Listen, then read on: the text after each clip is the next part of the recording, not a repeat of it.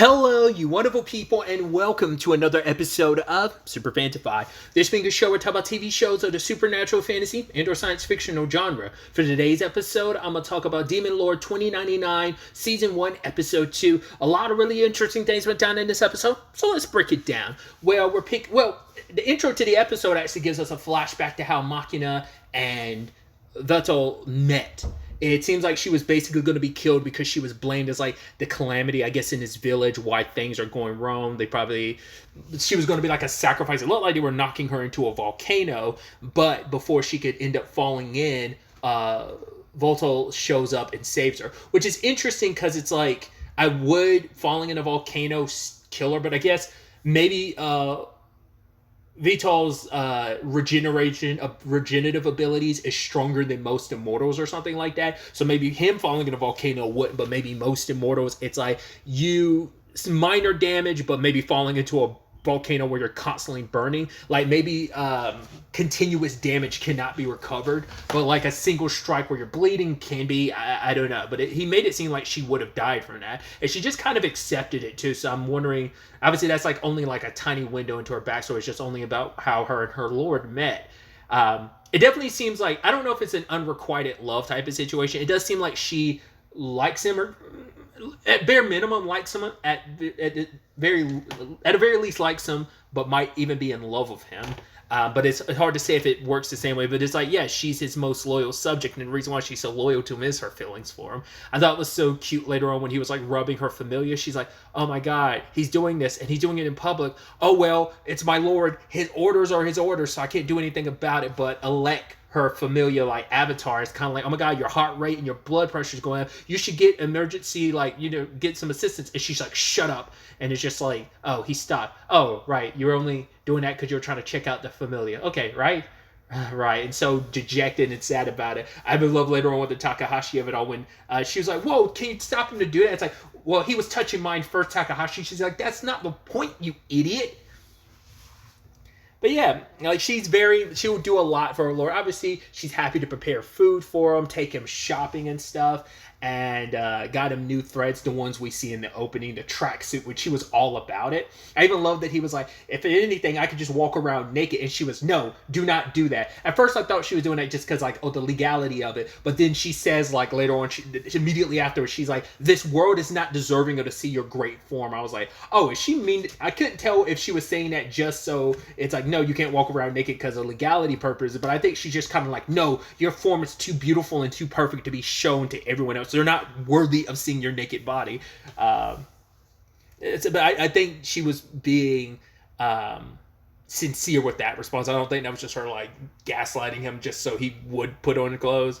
But yeah, she was trying to find him something cheap enough because obviously she has a very limited income. So they went shopping for that, and obviously learning more about the familia and how it works. Because we find out he has an ability, Sage Eyes, that once he touches something, he's able to immediately understand the components of it, which is interesting. But it is interesting that he's in a complicated circumstance of he can't get a familia.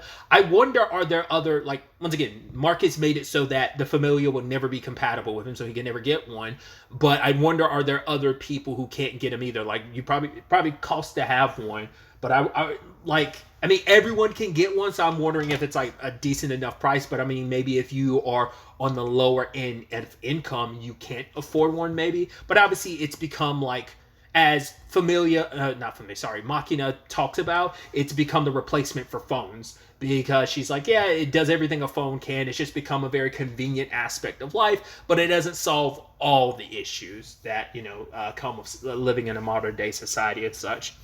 We also learned that Veltol is a relic in the regards of no one remembers him, only in the confines of, if you know history enough, you'll remember him. Granted, it's been 500 years. That's enough for you to disappear from the popular zeitgeist.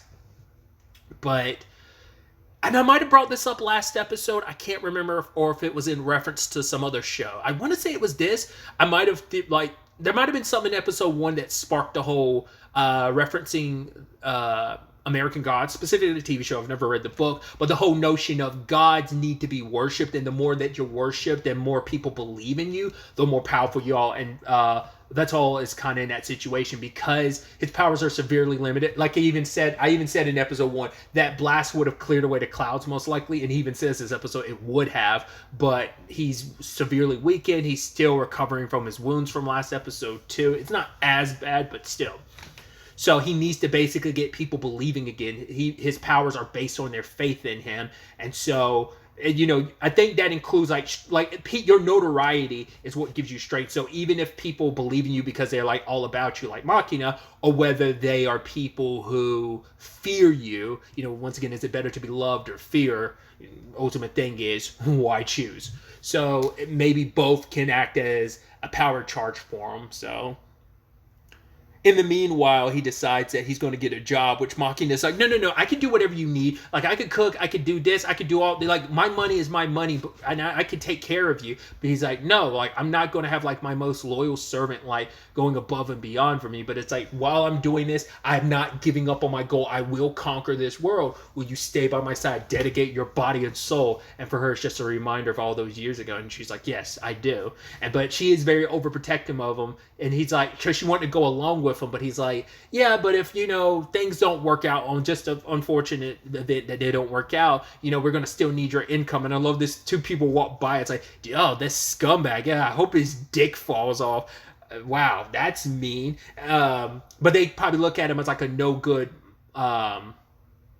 scrub of like, oh, he's taking advantage of this woman. Like, yeah, he's going to do nothing while she makes all the money. What an asshole. It's probably their perspective on it based on that dialogue. But she was like reluctant to let him go. It's like, fine, I'll let you go. But you need this. You need me for anything. You can call me. I will immediately come running. You hold it down for a few seconds or whatever. It sets off an alarm if someone tries to challenge you. Don't talk to strangers. It's like, yeah, I'm not a child lost in the world, even though it would be an apt comparison. So I love Veltal's declaration to the world, like, hey, I need a job. Is anyone giving one out? But this guy had to be like, yo, calm down. The fact is that this is like a certain territory. You can't just do this here. The guy gave him some good advice on like, yo, you could go here to like, what was it? The commercial, was it the commercial guild where you can pick up a job?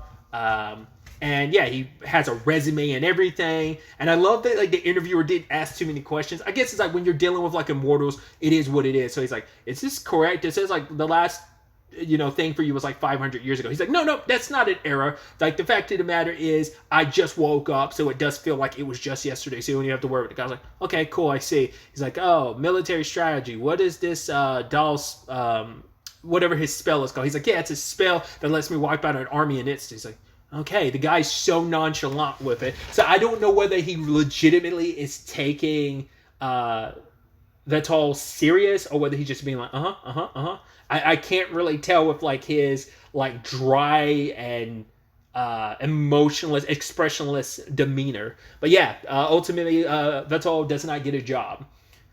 Would not be the first. There is an anime. I don't know. I can't remember. I think it's a manga. Isn't it?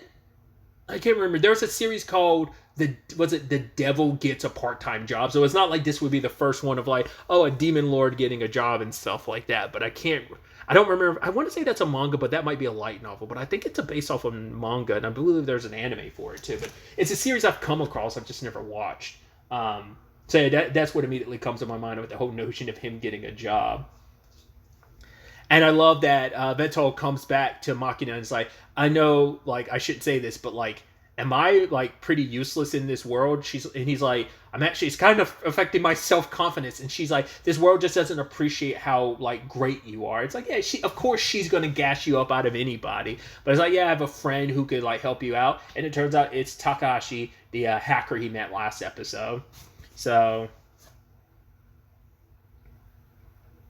And it's like, how did they meet? And she's like, oh, like, I know all about you because Machina, like, gushes about, her lord, and he hadn't resurrected yet. It's actually kind of interesting because it ties into, like, the ending of the episode. The ending seems to just be Machina, like, living day-to-day life. And even, it seems like, we have no idea, like, how often she visited the place that the demon lord was being resurrected from. Like, how often, could we see that moment she leaves a flower there? So she probably, like, over the past 500 years, came through repeatedly, which is like kind of sweet. Is that the ending's actually kind of sad because like you see like how she's kind of alone, just waiting for her lord to return because he's kind of her everything. But either way, apparently they met through a doujin site, but fan fiction, and it's like basically it was Demon Lord fan fiction, and apparently she didn't want anyone to know that, and Takahashi was like, sorry, forget I said anything. But it's like, I love that that's apparently how that, because she was probably like, yo, I want to be in places where people talk about how great my lord was, or is, you know? But yeah, the ultimate thing is, how do we find a job that will get him a quick reputation and get a lot of attention? And then the TV turns on, and I was like, no shot. And yes, our Demon Lord, Veltal, is going to be a streamer. I was like, I was not expecting that. It doesn't seem like he's going to be doing the VTuber aspect of it. Is that a real VTuber that they're showing on the TV show? Is that like a cameo from like a real VTuber, or is that just something they made for the TV show? I'm not well versed enough in VTubers to be like, oh, that's so and so. You know, I am like, I've come across some VTubers I've become, you know, aware of, but I'm not well versed in the community enough to talk about that. But I was wondering if that's a real VTuber that's kind of cameoing in this anime, or if that's just someone they made specifically for the show. But yeah, it just seems like he's going to be a streamer. So I'm like, what the hell are your streams going to be like? Once again, wasn't expecting you to be a streamer. I guess because in my head I was thinking this was going to be more of a like a maybe an action-y series. I don't think it's going to be. I mean, who knows? Once again, translating from a light novel to an anime, like maybe like it's cutting through some, like maybe the light novel is a lot more action packed, or maybe it is just kind of this pacing of just like it's just the life in this cyberpunk world. Maybe it's more comedic in some capacities and more dramatic in others. I don't know. But yeah, like next episode is when we really get a taste of what his streams are about. So that's going to be interesting to see him, you know. That, I mean, it's going to be a beautiful representation of like, right. I mean, that is the more, and you know, you could draw the parallels of, which is very twisted perspective to have on this. I was about to say like being famous is, it's an effed up thing to say, but like the closest you can get to godhood, which is so weird and disgusting to kind of say, but you get what I'm saying. It's like that's the new version of having followers and faith in you. It's like streaming. It's like you literal have a number representing like people's faith in you and stuff like that.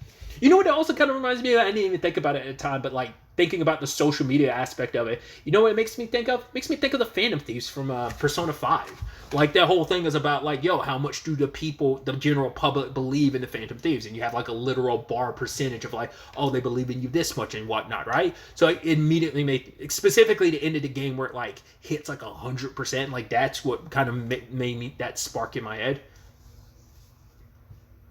I was like, what would that make Machina? I guess that would make Machina Mishima. I think it would kind of make her that character. But yeah, just another fun episode. I'm excited, like I said, to see what the streams are about, what kind of shenanigans Veltal has to go through, like how do you go about getting attention and followers, like what that all means, how that all plays out. Next episode is going to be really interesting to see. I also think it's so fascinating. You're able to do all this. You're in the same city that Marcus is in, but I guess he's like, right, I'm gonna watch you like try to like do something, but you know, as long as it doesn't interfere with what I'm up to. But eventually Veltal will probably gain too much of attention for Marcus to ignore him anymore. I was looking into this last episode too, or maybe a couple days ago, I can't remember. The light novel, from what I can tell, is the arcs are divided in by the locations he's in. So like obviously this is set in Shinjuku. That's one arc. Another one was like it's not the same thing, but it's like, for example, like one could be like Tokyo, another one could like be Akihabara. I always forget the place's name, but you get what I'm saying, like different places in Japan. It's based off of like big like metropolitan cities and stuff. So I was like, oh, that's interesting. That seems to be how the light novel is divided up. So this is the Shinjuku arc. So it's kind of interesting. I'd assume the anime will probably mainly just cover this arc, but who knows? Like I said, just more fun. Just another fun episode and show series going in a direction I wasn't expecting, like the whole streamer route. And I'm really excited to see where that goes once again. But yeah. that's really all I wanted to talk about. To the next time we meet, be happy, be safe, live life to the fullest, and enjoy it. Good day and goodbye.